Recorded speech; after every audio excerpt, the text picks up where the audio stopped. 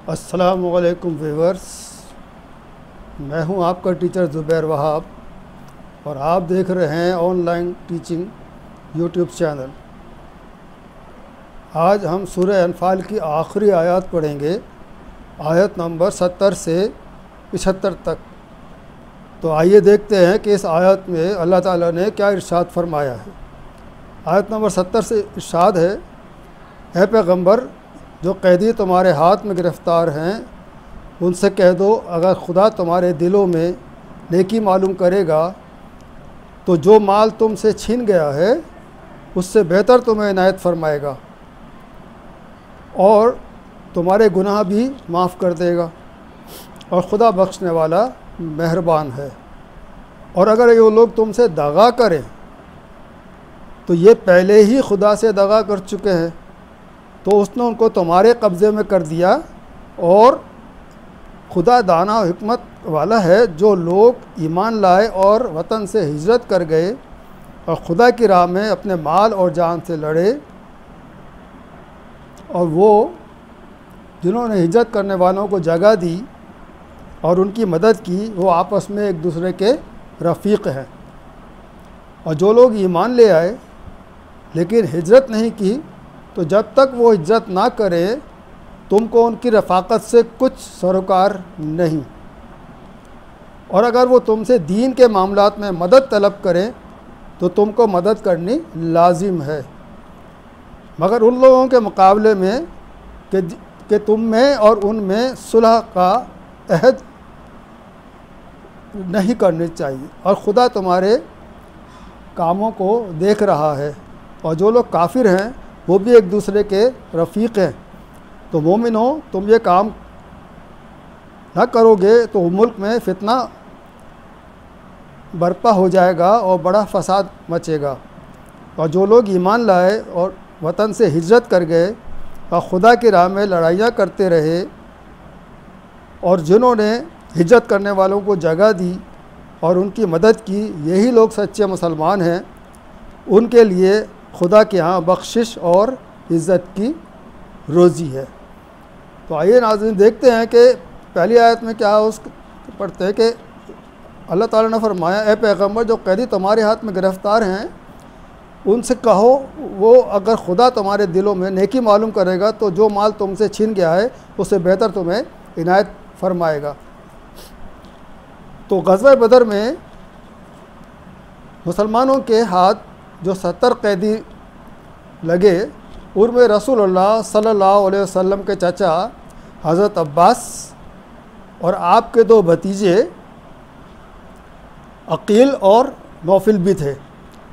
तो हज़रत अब्बास ने, चूँकि वो फ़िदिया लेने की बात, जैसे हम पिछले मरतबा पढ़ चुके हैं कि हज़रत अबू बकर के मशवरे से वो फ़िदिया लेना था, तो जब फ़िदिया लेने की बात आई तो हज़रत अब्बास ने फ़िदिया देने से इनकार किया कि मेरे पास तो कुछ भी नहीं है, मैं कुछ नहीं दे सकता।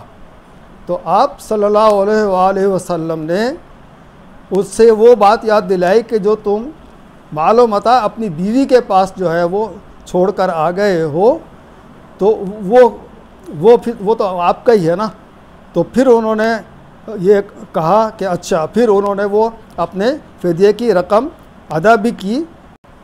और आगे आयत में इरशाद है कि अल्लाह ताला ने जब हिजरत करके आए तो वो महाजरीन कहलाए। महाजरीन और जो मदीने में रहने वाले थे वो अंसार। तो महाजरीन और अंसार को दोनों को आपस में रफ़ीक बना दिया। रफ़ीक का मतलब है दोस्त। तो आपस में उन दोनों को दोस्त बना दिया। वो इसलिए कि जब महाजरीन हिजरत करके आए तो वो माली तौर पे बहुत खस्ता हालत में थे, वैसे भी वो बहुत खस्ता हालत में थे, तो उनके पास में कुछ था नहीं।